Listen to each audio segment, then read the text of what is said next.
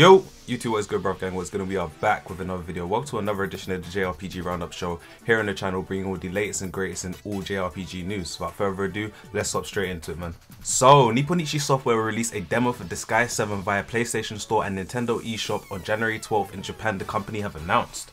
So, the demo will allow users to play from the start of the game until the second chapter. Save data from the demo can be carried over to the full game when it launches. So guys, in regards to Disgaea 7, sadly we still don't have a release date from NIS America about Disgaea 7. We don't have any news regarding Disgaea 7 as well. I think it was like this for Disgaea 6 as well. We kind of had to wait for the game to launch in the West as well. Of course, usually that is the time frame as well. These games never do release simultaneously.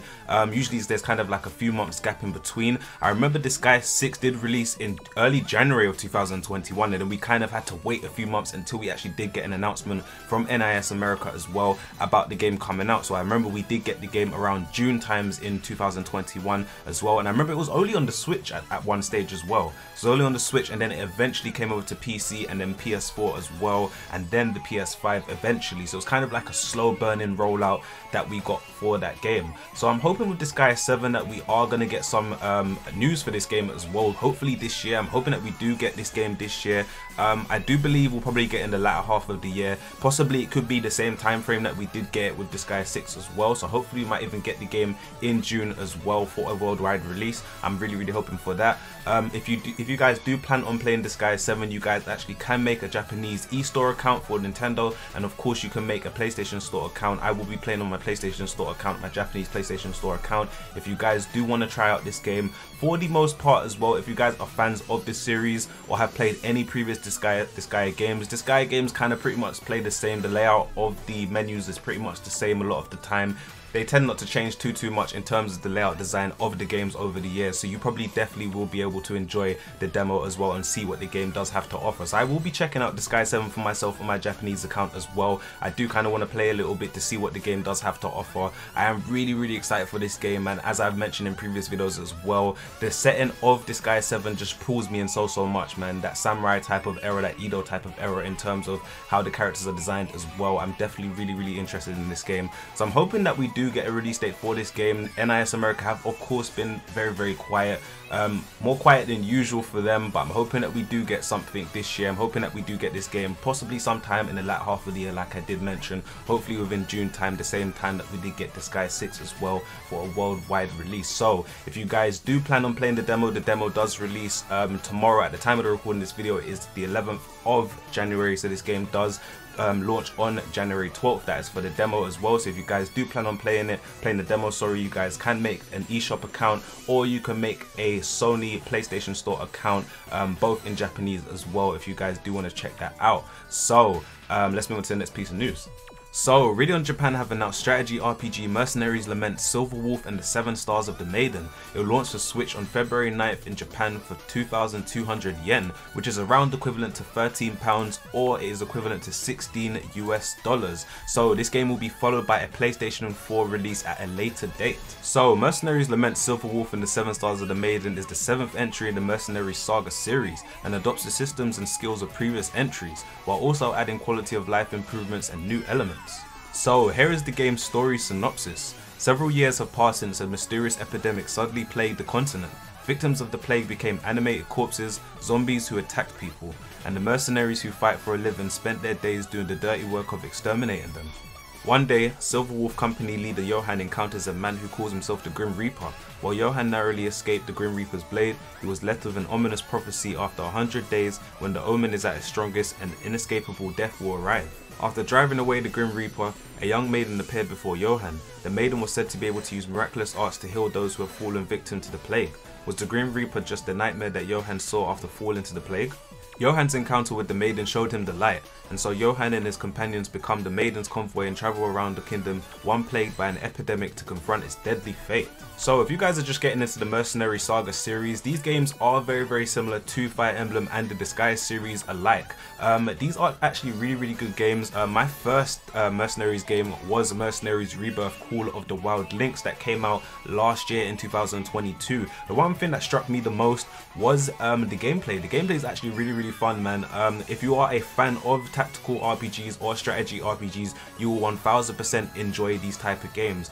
In terms of the art style, this art style of course is very similar to something that actually just recently came out as well. I want to say Triangle Strategy. Of course not the HD 2D type of graphics, but in terms of the character models and the way they've been drawn out as well, it is very similar to Triangle Strategy as well. It's actually beautifully drawn as well. It does look like in Mercenaries Lament they have kind of changed up the art style and the UI as well, especially. That's one thing that kind of caught me as well. I will be leaving on screen a screenshot. This game looks really beautiful for the most part, man. It's a game that I actually cannot wait to drop as well. Hopefully we do get that Western release date very soon as well. I definitely will be diving into this game to check out as well in my own time. These are definitely games that are worth checking out if you are a strategy RPG buff. Of course there probably is a big fan base for this game as well, and they'll definitely tell you to check out these games. The story is not, for me personally, the story is not amazing, but it's a good story to keep you kind of engaged at the same time. The gameplay is definitely the main thing that kind of stands out, and of course the art style of the game as well. So of course we have a Western release date for this game, but if you guys are looking for a new strategy RPG game to play, I do implore you guys to check out the Mercenaries Saga series.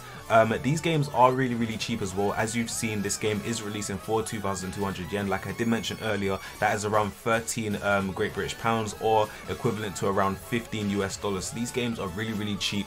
Definitely worth picking up, definitely worth your time if you are looking for a strategy RPG game to get into. So that is Mercenaries Lament, Silver Wolf and the 7 Stars of the Maiden. That will launch for Nintendo Switch February 9th in Japan, followed by a PlayStation 4 release at a later date. So let's just get into the next piece of news. So the PlayStation 5 version of action RPG Yeast 9 Monstrum Nox will launch on May 9th in North America and May 12th in Europe. Publisher NIS America and Falcom have announced it will include all previously released cosmetic downloadable content. So pre-orders for the limited edition are still available via NIS America online store for $89.99, which includes a copy of the game, official soundtrack CD, prequel short novel The Lost Sword, art card collection, 200-piece puzzle and collector's box.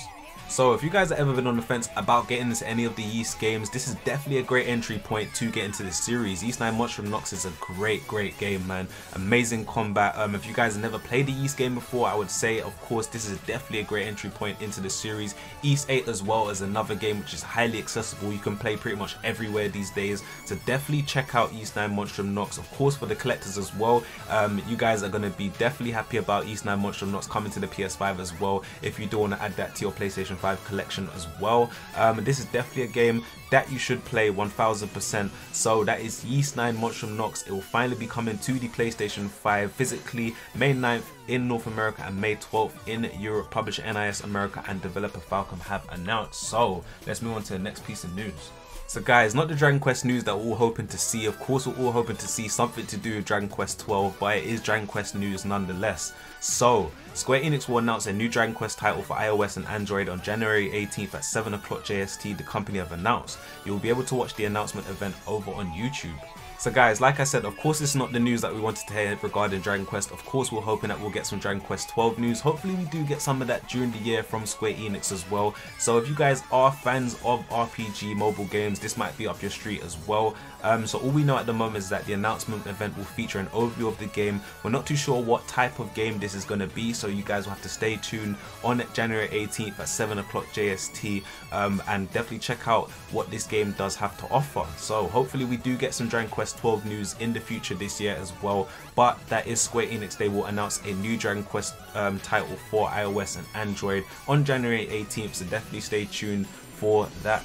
So that'll do it for this edition of the JRPG Roundup show here on the channel, guys. I really appreciate you guys for watching. This was a short show as well, not too much news going around at the moment JRPGs wise, so of course it is going to be a slow rollout in terms of videos and in terms of news at the moment. So I will be trying to work on different videos for you guys, but I do appreciate you guys watching nonetheless, and I do appreciate all the new subs who have been subbing up to the channel as well. So please like, sub, share if you're new, hit that notification bell so you get notified for my videos first, and I hope I can be you guys' #1 source for all JRPG news. So from me too, this has been your bruv, the big bruv, and I'm gonna catch you guys in the next video.